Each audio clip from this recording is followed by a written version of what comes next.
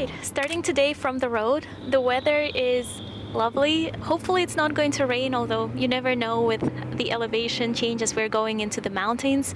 The weather changes so quickly here, but so far it's looking amazing. The sky is blue. I am on the way to the Wanagiri Coffee Farm right now. Coffee in general has been a huge topic of interest for me, and to be able to see how the coffee is being grown and produced in Bali, with Indonesia being one of the top 5 global producers of coffee, it's an experience that I've been looking forward to for a while. The plantation that we're going to today, this coffee farm, it's also fairly unique. There are quite a few of them on Bali, but the one where we're headed today has been a family-owned and operated business for the last decades, and I'm really excited to see how all of their processes are and how do they collect and roast and work with coffee.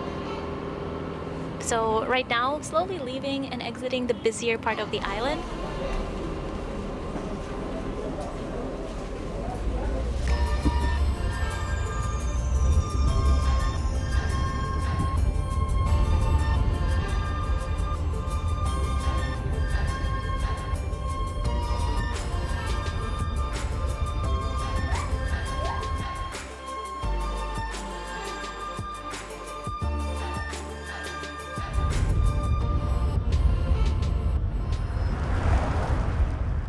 But what I thought would be a simple coffee tasting at first turned into an unexpected journey into connection, tradition, and curiosity.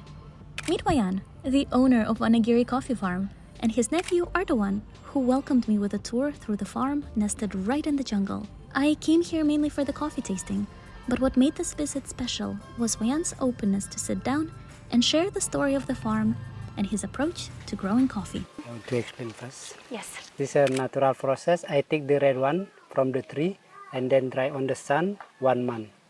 After 1 month, going like this and making a green bean like this. And this go to roasting.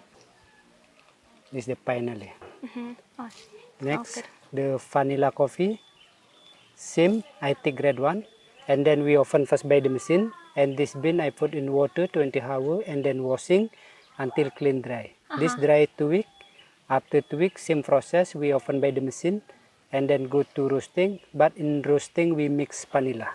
Yes, the taste a lot softer than the natural process. The coffee season normally on June, July, August.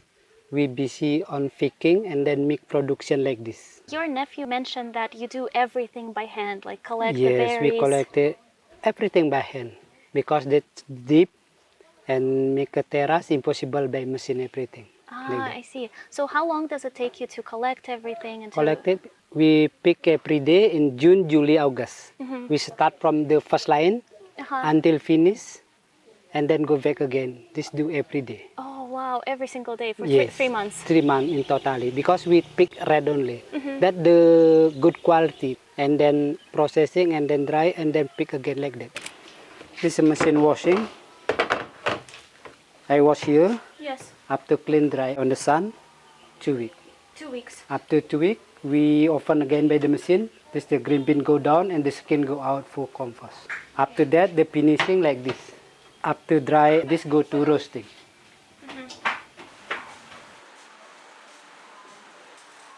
How many coffee trees do you have? Maybe about 3,000. 3,000 coffee trees.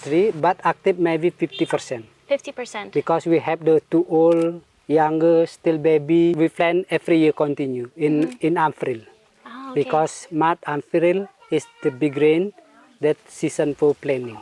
Like that. Could you tell me more about the plantation? How old is it? Because it is a family business. Yes, this I'm 5th generation here. 5th generation. Maybe this land 100 years more. I know just from my grandfather. Oh wow. The first owner I do know. Yeah. How much coffee do you produce? If good season, we get 2 until 4 tons cherry. Last year I lost 90%. This not good.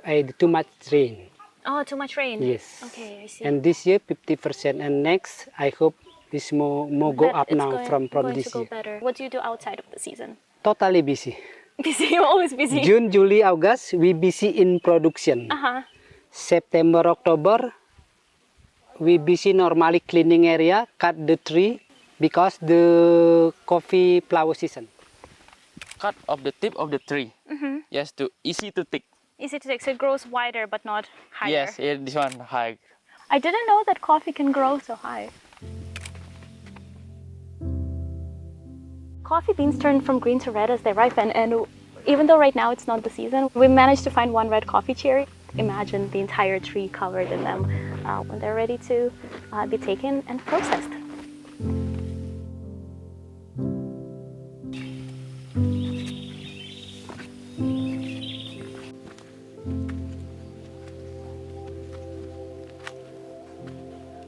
And then we have pea berries, Single bean.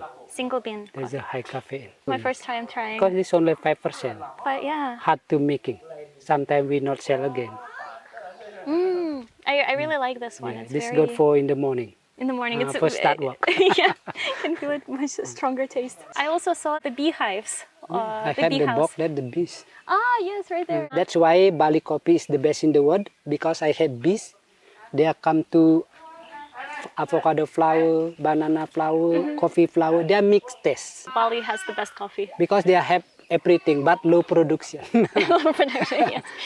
Quantity, quality. Yeah. Yes. And then you were also talking about work, that it's hard to find people. Yeah, because it's in coffee farm is the one time a year income. Yes. That's why in farm I must have everything, no coffee only.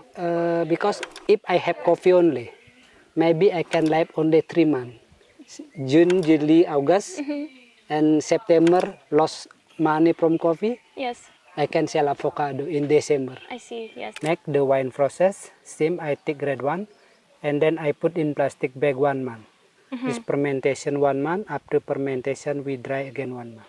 Fermented 1 month, this is the longest process.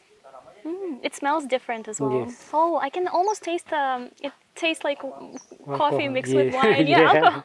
Ah, fermentation. And this from Luwak, from here. Yes.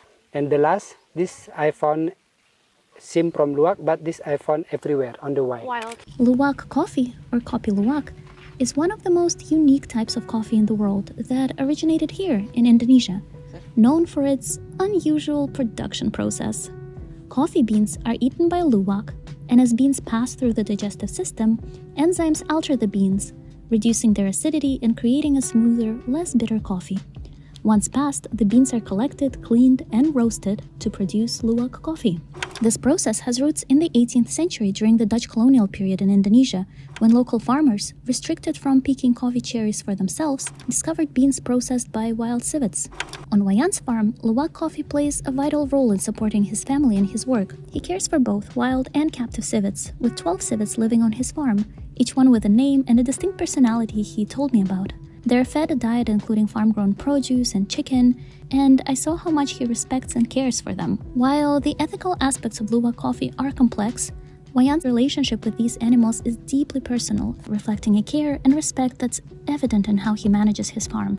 Knowing the history and the ethical side around Kopi Luwak definitely adds another layer to understanding this coffee and the people behind it.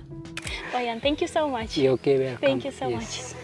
As I sat with Wayan and his family, the rain began to close in, starting as a light drizzle before turning into a full downpour.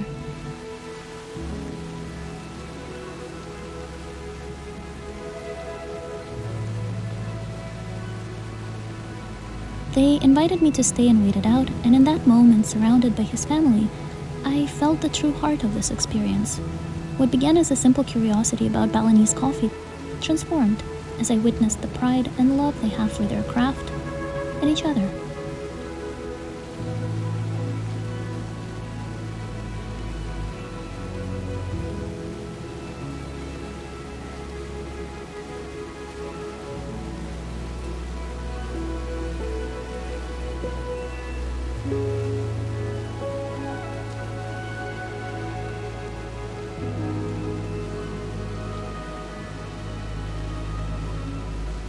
And when it became clear that the rain wouldn't let up, they kindly walked me to the car, ensuring that I wouldn't get completely soaked.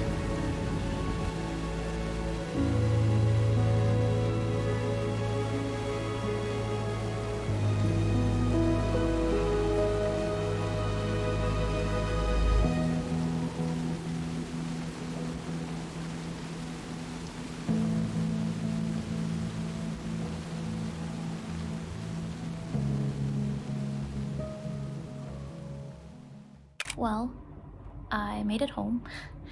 And as I'm about to share this video report of my attempt to step outside of my comfort zone and follow curiosity this week, there are a few parting thoughts that I want to share now, especially as the rain on the way back just became too much. This experience today went completely beyond just learning about coffee and the culture behind it for me. Taking the time to ask questions, even the ones that felt a bit silly in the moment, and genuinely wanting to know the full story made today completely unexpected. And I am so grateful that Wayan took the time to welcome me, to share his journey, and to really speak about all the different coffee processing techniques and just let me witness a piece of his life on the farm. I guess it really is all about not being afraid to ask questions and wanting to learn other people's stories, and then hopefully they will meet you halfway.